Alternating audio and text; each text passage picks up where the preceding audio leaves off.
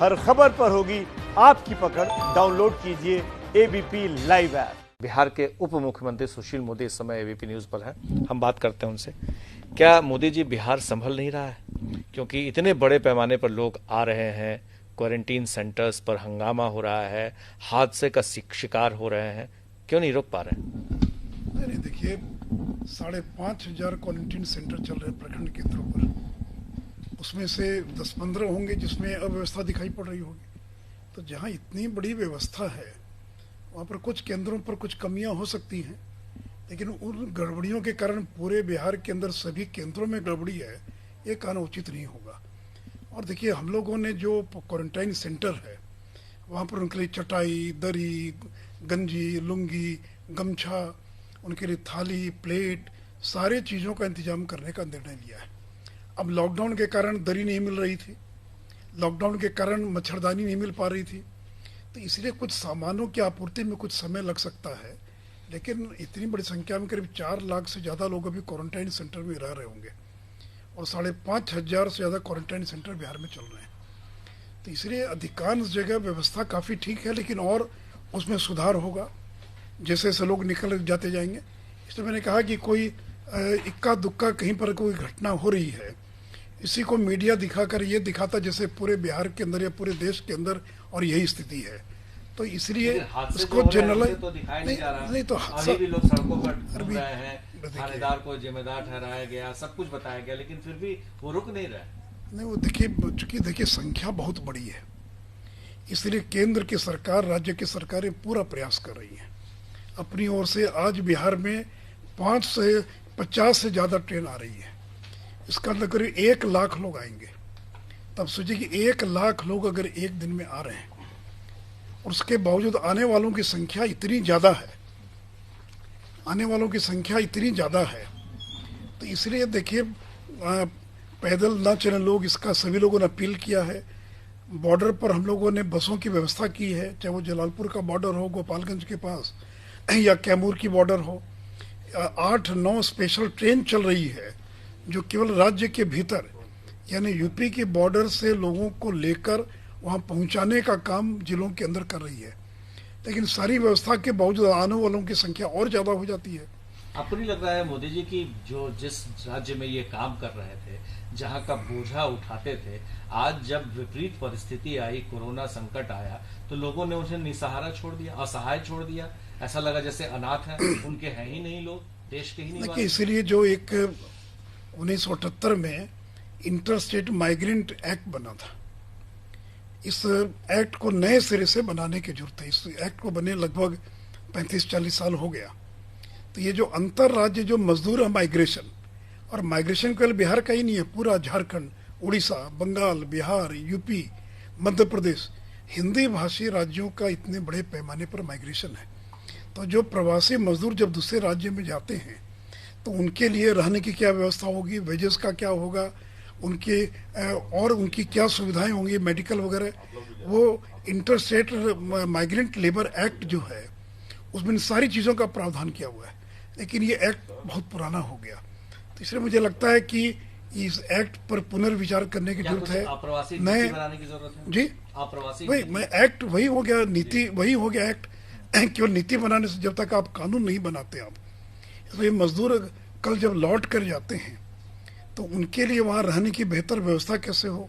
और अभी जो 20 लाख करोड़ के पैकेज की घोषणा की गई है उसके अंदर माइग्रेंट लेबर के लिए और किराए के सस्ते मकान उनको कैसे मिल सके।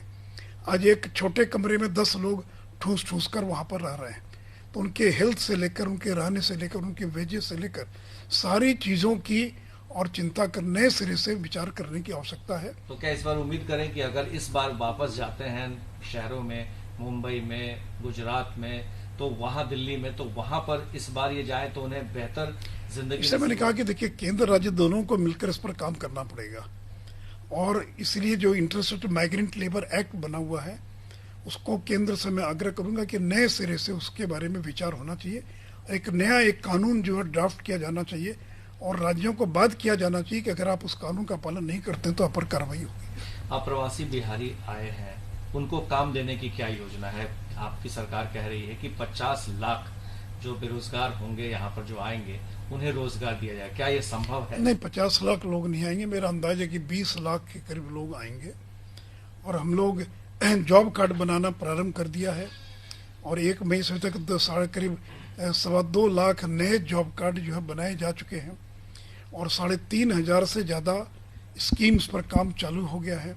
तो चाहे वो सड़क हो, पुल हो, पुलिया हो, मनरेगा के तहत हो, जल जीवन हरियाली अभियान के तहत हो, ज़्यादा से ज़्यादा लोगों को रोजगार देने का प्रयास हो रहा है।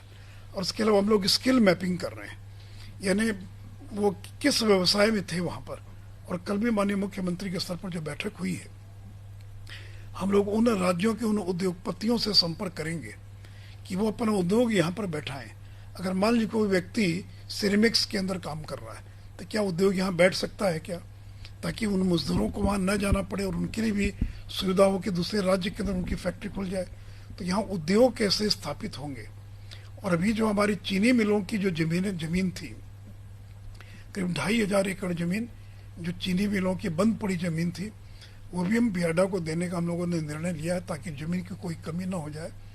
तो उनको मनरेगा और बाकी कामों के द्वारा रोजगार उपलब्ध कराना और इसके अलावा वैसे उद्योग यहाँ पर स्थापित करना, इन माध्यमों से हम उनको ज़्यादा से ज़्यादा इंगेज करने का और प्रयास कर रहे हैं। आपने कल एक जारी की है डेटा जिसमें आपने कहा है कि कैसे अप्रैल माह में आपको कम आमदनी हुई है और खर्च जो है लगातार बढ़ता जा रहा है, यानी खजाने पर बोझ बढ़ता जा रहा है। तो ये कैसे आप इसकी भरपाई करेंगे, क्या आपके पास योजना है? क्योंकि खजाना एक तरह से आप बिल्कुल खाली होता जा रहा है।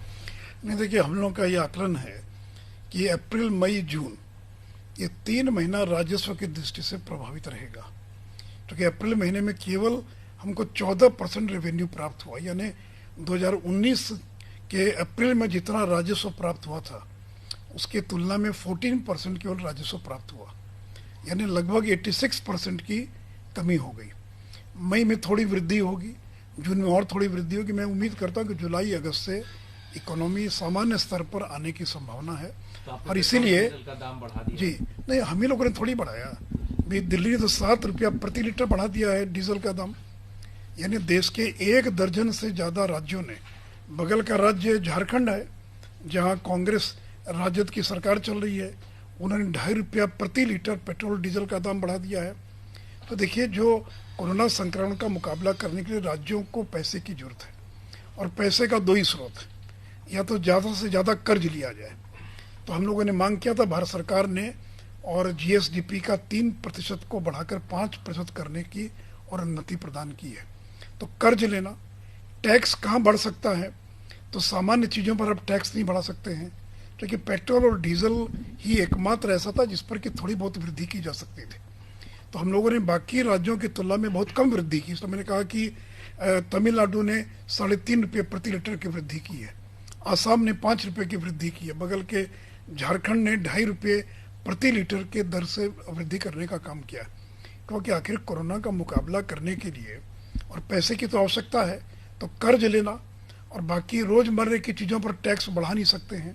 और पेट्रोल डीजल एक ऐसा स्रोत था जिस पर कि अगर थोड़ा बढ़ा दिया तो कुछ राजस्व प्राप्त हो जाएगा। और हम उम्मीद करते हैं कि जून के बाद स्थितियां धीरे धीरे सामान्य होने लग जाएंगी। जो है ये चुनावी वर्ष है, 29 नवंबर को खत्म हो जाएगा ये कार्यकाल, 6 महीने के अंदर में चुनाव होना है। तो क्या लगता है कि इस बार कोरोना की वजह से चुनाव के समय टल सकते हैं या फिर चुनाव समय पर होंगे? देखिए, हम लोगों ने तो उस पर अभी दिमाग भी नहीं लगाया। हम लोग तो पूरी तरह से कोरोना का मुकाबला करने में लगे हैं। क्या स्थिति होगी, क्या चुनाव आयोग करेगा, इसके बारे में कोई भविष्यवाणी नहीं की जा सकती है। लेकिन जो आपकी विपक्षी पार्टियां हैं वो तैयारी कर रही हैं और तेजस्वी यादव का मानना है कि जितने भी अप्रवासी बिहारी आ रहे हैं वो उन्हीं की पार्टी के हैं और उन्हें सदस्यता तो अच्छी बात है। अगर उनको वोट मिल रहा है तो उनको तो प्रसन्न होना चाहिए, अच्छी बात है। हम कहाँ उसको चुनौती दे रहे हैं। जो उनको, देखिए, कौन क्या बोल रहा है इससे कोई फर्क नहीं पड़ता है। और मैं इतना ही बता दूं, कोसी में भी बाढ़ आई थी और इतनी बड़ी विपदा थी कि इस विपदा से ज़्यादा बड़ी विपदा थी, लेकिन केवल 4 जिलों में थी। और जो हमारी सरकार ने काम किया उस समय, उसके बाद जब चुनाव हुआ तो हम 99 वहाँ की सभी, एक सीट छोड़कर सभी सीटें हम लोग जीत गए थे।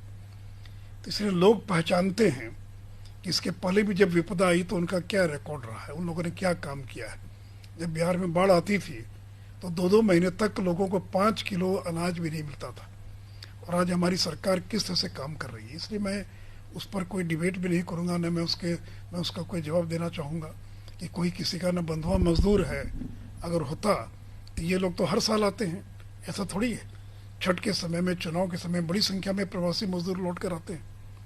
तो इसलिए जो होगा, हम लोग काम कर रहे हैं, हम लोग काम करेंगे। अभी हमारा एक ही लक्ष्य है, कोरोना का मुकाबला करना, लोगों को राहत पहुंचाना। क्या आपकी समझ से लगता है कि चुनाव टल जाने चाहिए? आप लोग मैं इसके बारे में, हम लोगों ने इसके बारे में कोई दिमाग ही नहीं लगाया। अभी हमारी सारा जो लक्ष्य है वो है कि कोरोना का कैसे मुकाबला किया जाए, लोगों को कैसे राहत पहुंचाई जाए।